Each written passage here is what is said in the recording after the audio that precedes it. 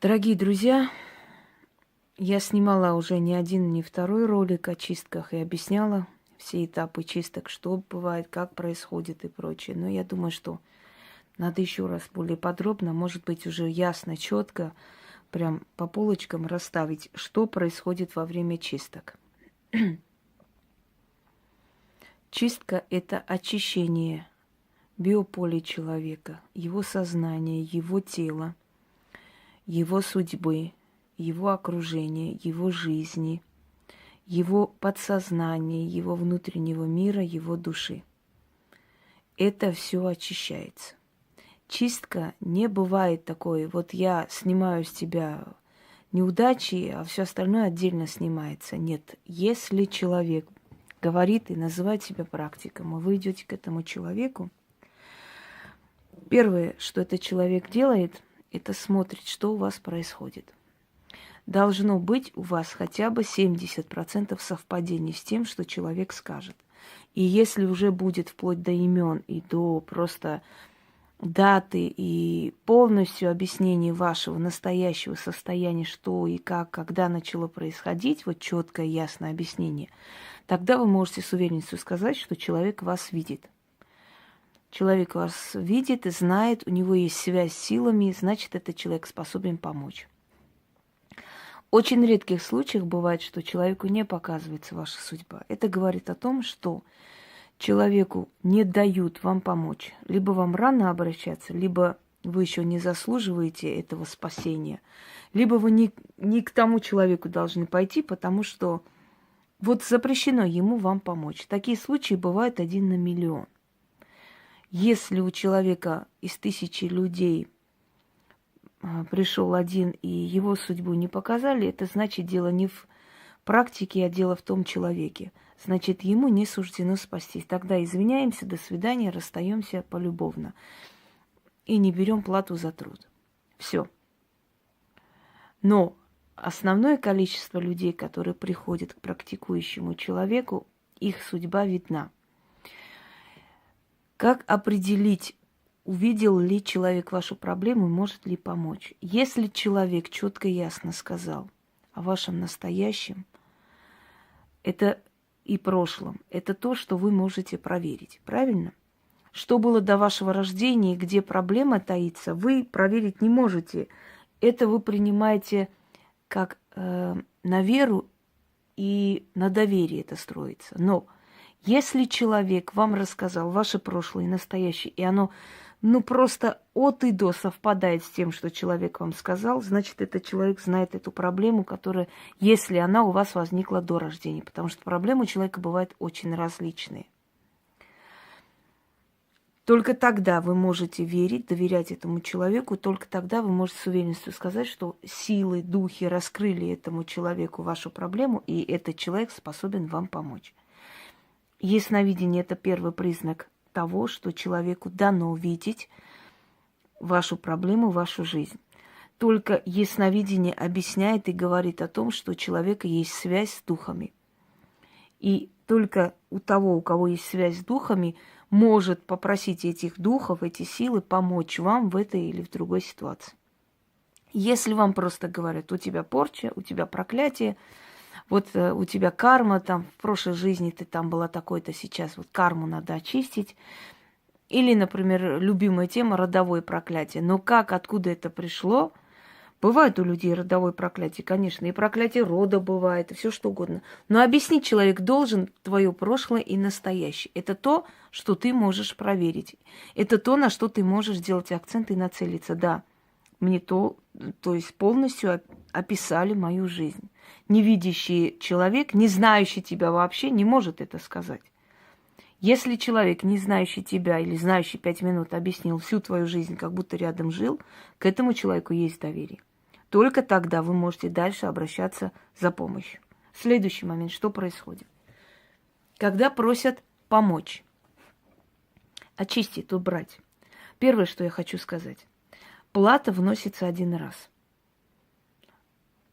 Если человек получил помощь, у него все получилось, у него все пошло и все в жизни образовалось как надо, и человек хочет, например, что-то еще, например, сделать вот удачу на какой-то случай, вот еще что-то захотел, это совершенно другое. Это другая работа, которая идет после чисток, после того, как он увидел этот результат, еще раз обратился.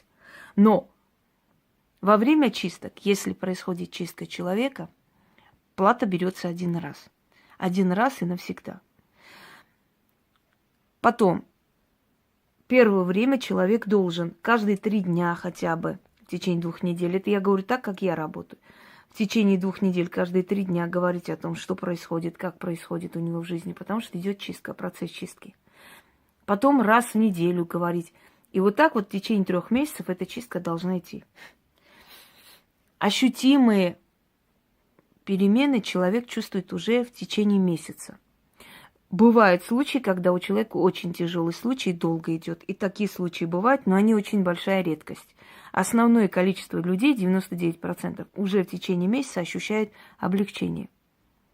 Пойдемте далее. Вот смотрите. Как происходит чистка? Я всегда говорю, объясняю, заранее предупреждаю, прошу смотреть ролики о чистке, чтобы люди знали, были готовы.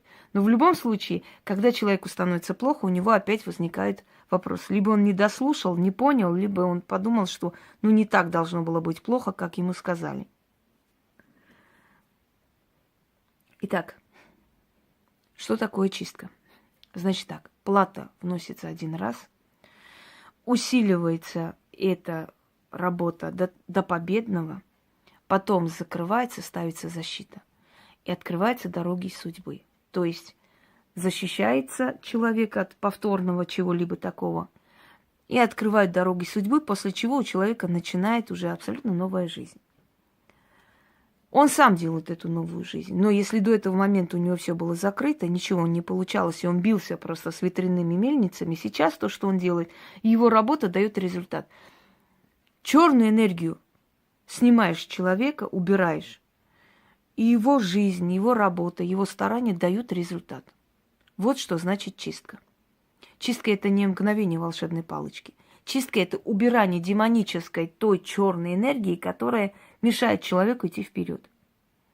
Закрывает его дороги. Вот его попросили на работу устроиться, он собрал документы, пришел. А вот извините, у нас вот пока вакансии закрыли на время, извините. Человек обещал устроить на работу, попал в аварию, у него там проблемы, вообще не до тебя. Человек любил, хотел сделать предложение, раз у него мать померла, потом он пошел туда-то, потом у него дела, он уже обозленный весь, ему ни до чего, закончилось. Брак не состоялся. И так далее. Вот что значит порча. Порча – это абсолютный уход жизненных сил. Как я говорила, да, порча – это не мужик с кувалдой, который по башке бьет. Порча – это постепенный уход жизненных сил и опустошение жизни. Человек вроде живет, вроде ест, пьет, красится, но внутри жизни нет. И это порча вообще-то испорченность жизни. Порча может быть разная, можно специально сделать, человек может сам выхватить, человек может при рождении быть уже проклятым, никому не нужным. Причины разные, это выясняется, это объясняется человеку логически и по фактам. Далее. Сумма, которая тратится на магию, она возвращается в течение месяца из ниоткуда. Почему так происходит? Потому что силам не ваши деньги нужны, а ваша решимость, на что вы готовы, чтобы пожертвовать. Для чего нужна плата? Объясняю. Потому что те силы, которые поднимаются, которые отрываются от вас, они ждут определенной жертвы. Вы должны что-то пожертвовать, чтобы не пострадать ни вы, ни тот человек, который снимает. Она обязательно. Кто хочет, принимает, кто хочет, не принимает. Те, которые говорили, кто сколько даст или за бесплатно, они забирали вашу жизненную энергию. Поэтому многие бабушки в деревнях, например, очень бодрые, очень здоровые, очень молодые, выглядят 90 лет, умирают в здравом рассудке.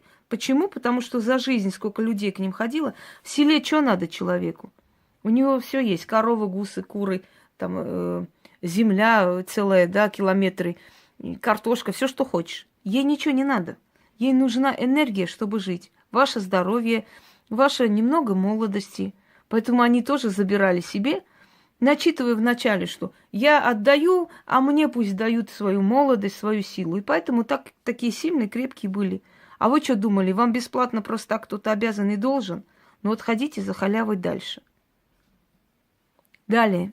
Каждый человек оплачивает этот труд так, насколько он может это сделать. Не приходит на ум просто цифры из ниоткуда.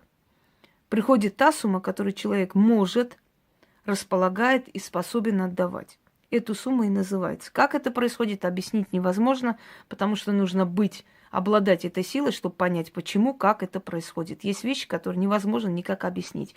Это подсознательно идет и есть. Дальше. Когда я объясняю людям, что чистка всего организма, всей жизни, всей судьбы, иногда и рода, смотря что у человека находим, когда это болезненно, люди это воспринимают. Ну, болезненно, но голова заболит и все. Нет, дорогие друзья, это операция практически. Какие типы чистки существуют? По фантому чистится человек, по имени, по дате рождения, по фотографии. Различные есть чистки, по вещи, по всякому. Бывает, что когда я с человеком разговариваю, только начала говорить, объяснять, человек мне пишет: вы знаете, я с вами поговорила, у меня началась хорошая полоса. Такое ощущение, что вот вы что-то сделали. Я говорю, я ничего не сделала еще. Но есть такой момент. Демоническая сила, та сила, которая рядом с тобой, не пугайте слово демоны. Демоны – это божества. Силы. Так вот, эта сила, которая рядом с тобой находится, она знает уже тебя много лет. Она знает, что ты хочешь. Она знает этого человека, видит его намерение, знает, что этот человек придет к тебе и хочет прийти к тебе. И как только ты с этим человеком разговариваешь, они начинают менять жизнь человека, они начинают ему помогать. И человек, чувствуя себя бодро и хорошо, говорит: если я только от разговора чувствую себя хорошо, значит, мне тем более надо к этому человеку. И приходит. Чем дольше ты работаешь в магии, тем сильнее твоя энергия связана с этим всем. Не удивляйтесь, что после разговора со мной у вас сила появляется определенная. Во-первых, я отдаю эту силу. Я внедряюсь в сферу человека. Вы знаете, сеанс ясновидения, вообще консультация, да, как называется, она точно такая же работа. Это точно такой же ритуал. Внедрение в вашу сферу, в ваше подсознание, в ваше прошлое, в жизнь вашего рода. Представляете? Вот в это все надо лезть и посмотреть. Иногда бывали случаи, когда люди от меня уходили, меня просто рвало кровью. Столько дерьма я видела в их жизни. И такое бывает. Так вот, сначала смотрим, говорим откуда, что, и даем человеку время на раздумье. Никогда никто из ведьм сама не звонит и не говорит. Единственное, что когда записываются люди, да, и говорят: вот в этот день мне, пожалуйста, если я в этот день смогу, или мы говорим, мы в этот день тебя назначаем, в этот день она может напомнить, или может напомнить человек, который записывает на прием. Это единственный момент. Никто никогда никому не звонит, не напоминает, придете ли, хотите ли. Нет. Человек должен хотеть, он должен быть морально готов. Он должен быть уже настолько готов, чтобы прийти к тебе 100% уверенностью, что я хочу. Поэтому я 100 раз говорю: обдумайте, еще раз посмотрите, за и против обо мне, все это посмотрите, чтобы не быть бесхребетным, легковерным человеком, который тут же: ой, я вот почему-то подумала, может, мне еще и рано, может, и не надо. Те люди, которые так делают, они на свою голову привлекают очень страшную вещь. Дело не в том, что они на полпути отказываются или на полпути хотят. Вот они только попросились в этот день, да, прийти к тебе для чисток, а потом: ой, вы не обижайтесь, я что-то, наверное, пока не хочу. Не хочешь — не надо. Через некоторое время опять приходят. Они покрутились, везде пошли, везде посмотрели. Знаете, как на базаре: твои помидоры почем, а твои почем, и так далее. Здесь дело не в цене, не в чем-то другом, дело в мастерстве. Я могу просто так сделать и спасти человека. Понимаете? А могу за плату спасти. Это я решаю. И дело вообще не в цене и не в стоимости. Но есть люди, которые прицениваются, настолько тупые, они думают: ну, у кого-то вот так, не учитывая, у кого есть опыт, сила и знания. Как мне одна сказала: ой, вы знаете, а мне вот одна женщина за 500 рублей приворот обещала. Я говорю: ну вот иди, пусть она делает тебе за 500 рублей привороты. Я не делаю привороты, тем более за 500 рублей. Так вот, если человек начинает, просит, и ты начинаешь уже И заказываешь это все, и начинаешь уже делать, и в тот же момент она, ну, может быть, еще вот я просто подумаю. Думайте, конечно, никто ничего не говорит. Но эти силы, которые подняты наружу, они уже обозленные, агрессивные. Не удивляйтесь, если вам потом хуже станет. Потому что вы сами не знаете, чего хотите. Бывают такие люди, их очень мало, но бывают. Следующий момент. Дорогие друзья, чистка – это операция. Это просто вот, давайте я грубый пример приведу. Это вытащить все внутренние органы, знаете, помыть и обратно зашить. Это вытащить все ваше подсознание, все, что внутри вас, все, что в вашей душе, все, что в памяти предков, ваш род, все, что вокруг вас, это все чистится. Бывает, что во время чисток уходят друзья, ссоры начинаются, мужчины уходят. Те, которые на самом деле причиняли боль, их выгоняют из жизни вашей, потому что обновляют вашу жизнь, чистят. Чистка, понимаете, что такое? Очищается все это. Вот это ваша оболочка, в которой концентрируется ваша вся энергетика внутри. Если у человека порча или он родился с этим проклятием, оно пробито, и туда все время лезет отрицательная энергетика, как грязь. Так вот, от этой грязи очищается эта оболочка, энергетическое поле человека. И как бы залатывается, закрывается, для того, чтобы твоя сила внутри начала работать, усиливать тебя. Что чувствует человек при чистке? Первые дни головокружение, очень плохо становится. Основное, что бывает зуб, то ломается зуб, то начинает болеть зуб. Вот такое бывало. У некоторых коронки вылетают сами по себе. Просто раз и вылетели. Головные боли адские могут быть. Плохое самочувствие, крутит, рвет, диарея, злостное состояние, агрессия. Эти лярвы, вот эти вот низменные, да, духи, которые вокруг вас и вас жрали всю жизнь, их отрывает эта чистка. Дорогие друзья, как я чищу? Объясню. Что вообще чистка, да? Это не ёршиком вас протирать. Отправляются в жизнь человека, вот очищаю, вот вы по фотографии, да, начинаешь. Очищаю, вычищаю, там, снимаю, и это то, в общем, разные есть ритуалы.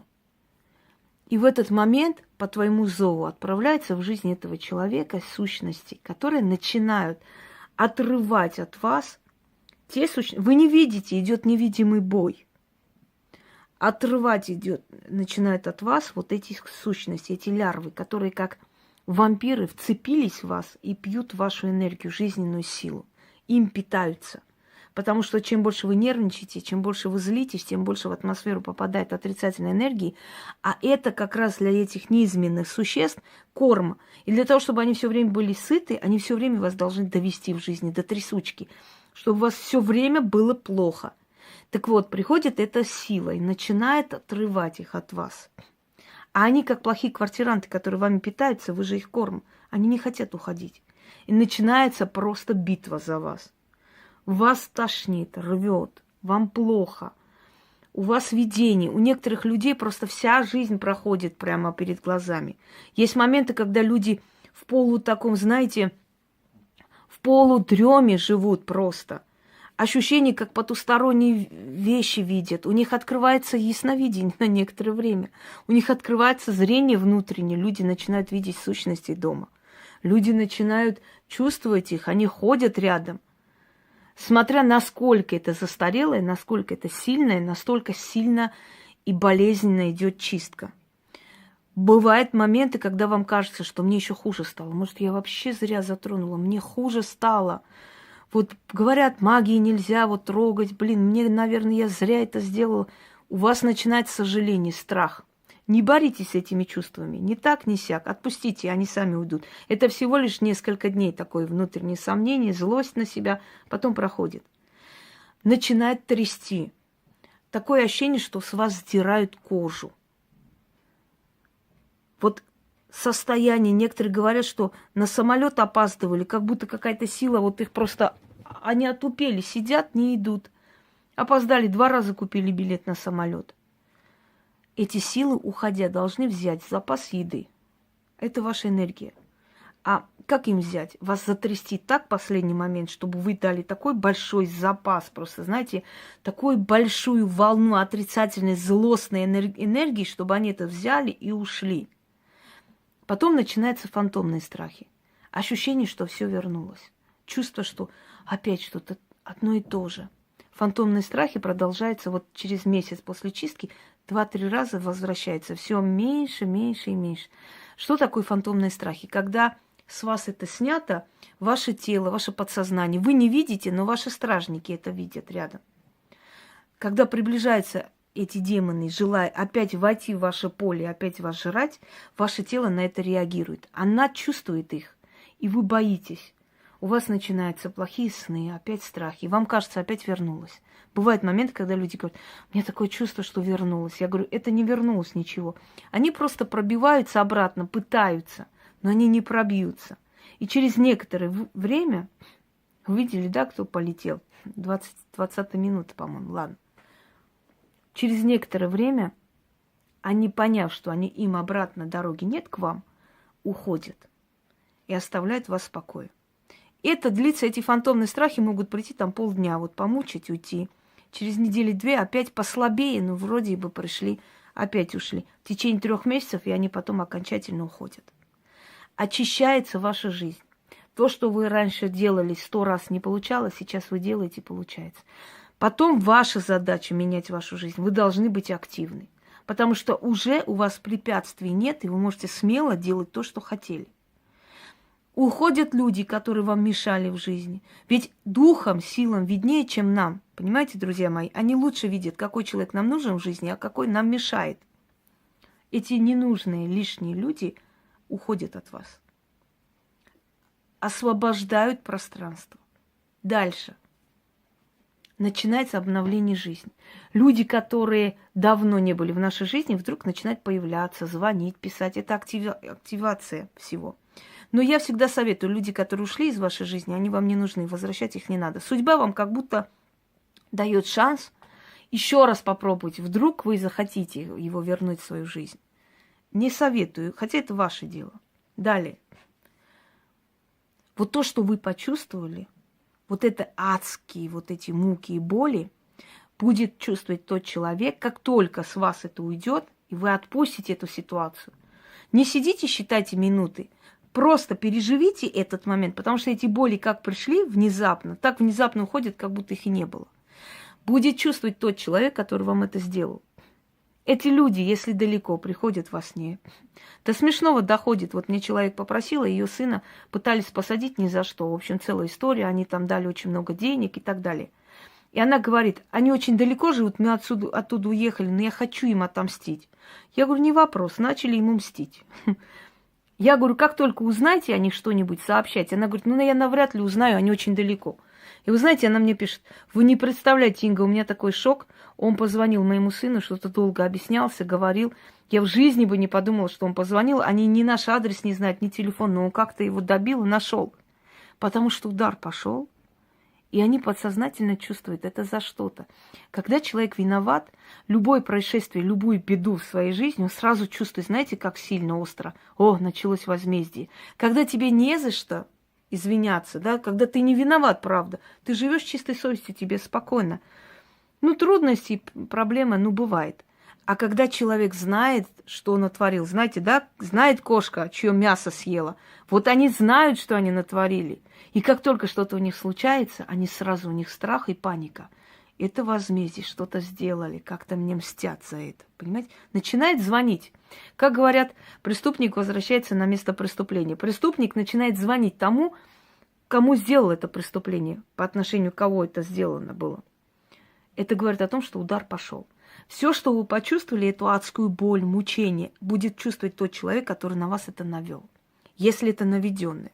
Если это родовое, оно уходит дальше. Это немножко по-другому. Родовое снимается, помирив души тех людей, души вот ушедших этого рода, предков, да, и тех, которые этот род прокляли. Не обязательно их знать. Просто берется фотография человека, по фантому человека, и просится за его род просто прощение, просится покаяние дается, просит, в общем, отмаливают этот род, чтобы, ну, простили, отпустили уже этому роду, все, он достаточно пострадал. Прощают род и отпускают. Это немножко другое, но без разницы, тоже болезненно проходит. Следующий момент. Когда возмездие ушло, вам становится легче.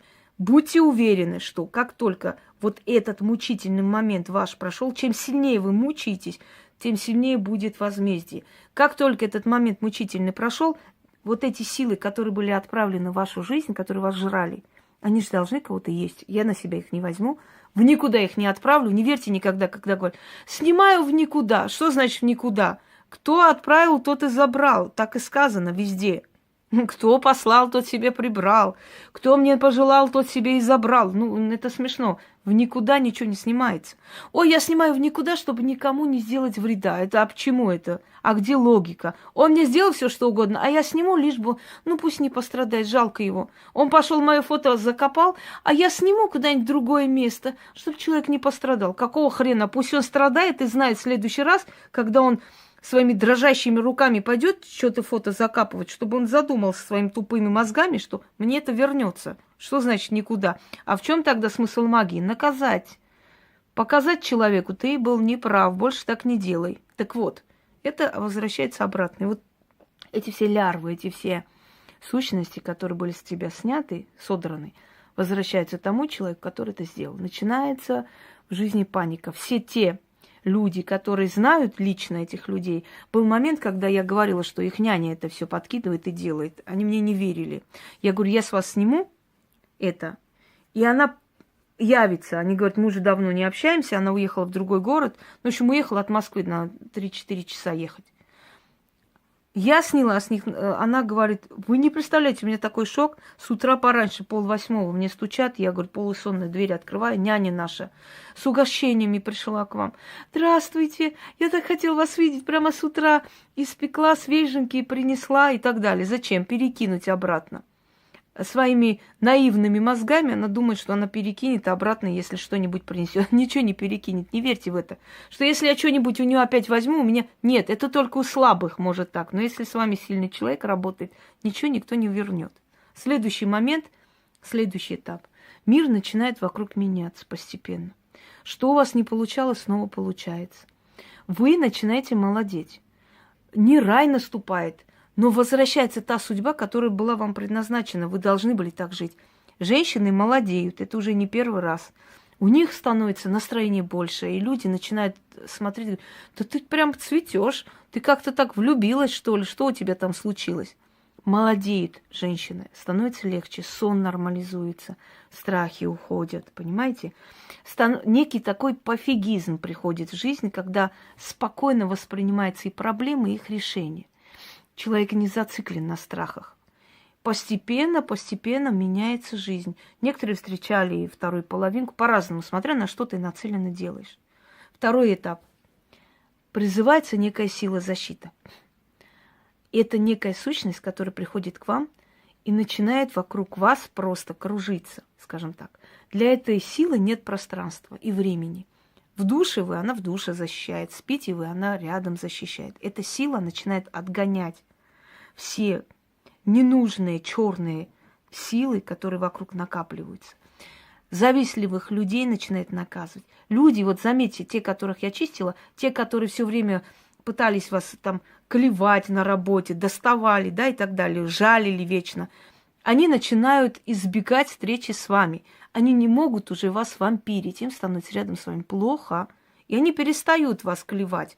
Они больше с вами не хотят связываться. Когда человек говорит, да, вот уже мне хорошо, все, я чувствую себя хорошо после этой защиты, открываются дороги судьбы. Начитывается, есть некая такая работа, несколько есть работ, как-нибудь я это покажу. Все, дороги судьбы открыть, это значит движение, это значит новые события, это значит ваши деньги начнут накапливаться, они пойдут вам впрок. Это значит, ваши планы будут осуществляться. Все, у человека началась новая полоса. И я всегда советую, не ходите гадать, смотреть, что будет, что будет. Все. Не надо на свою голову новые бедствия привлекать. У вас все хорошо, Нормально уже. Ты живешь, живи. Больше не лезь в потусторонний мир. Дорогие друзья, этап боли надо пройти, если вы хотите новой жизни. Если вы не готовы к этапу боли, не приходите. Бывают люди, которые нечувствительны. Их очень мало. Но даже те люди, которые вначале нечувствительны, переживают и говорят, а вдруг со мной что-то не так, а то вот все говорят, что чувствуют очень сильно, а я не чувствую. Не надо бояться, вы разные. Бывает из 1000 людей один нечувствительный. И такой бывает. Это не влияет на результат. Но он такой. Но бывали моменты, когда люди нечувствительны 2 недели говорили, что-то я ничего не чувствую, не чувствую. Потом резко сказали, почувствовала, все, спасибо, началось. Пробиваешь. Есть толстокожие люди. Есть тяжело пробиваемые люди. Особенно люди, которые, например, в органах работают, с ними очень тяжело работать, они носят оружие. У оружия есть некая энергетика. Военнослужащие, люди из МВД, с ними очень тяжело работать и очень долго надо пробивать, чтобы у них что-то пошло. Но если уж таких можешь пробить, то это все. Очень тяжело работать с южными людьми, потому что у них внутренняя сопротивляемость сильная, у них очень сильный менталитет, скажем так, знаете, они сами по себе энергетически сильные люди, они как бы, скажем так, они сильно, чутко чувствуют все перемены в жизни. И поскольку южные нации, восточные нации в основном были огнепоклонники, их предки, да, у них усиленная связь с этими силами более, чем у северных народов.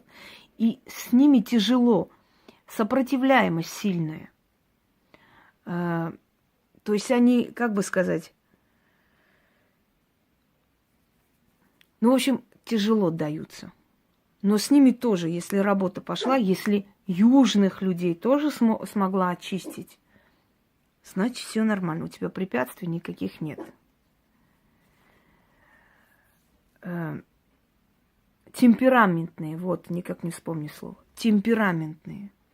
Это значит горячность, это значит очень чувствительность, очень сильная сопротивляемость организма, то есть сила внутренняя очень высока, и поэтому с ним тяжело пробиться. Он сопротивляется внутри, не дается. Хотя пришла за помощью, но тяжело. Итак, первый этап. Видеть прошлое, настоящее. Будущее в том числе, но будущее формируется тем положением, что у вас есть.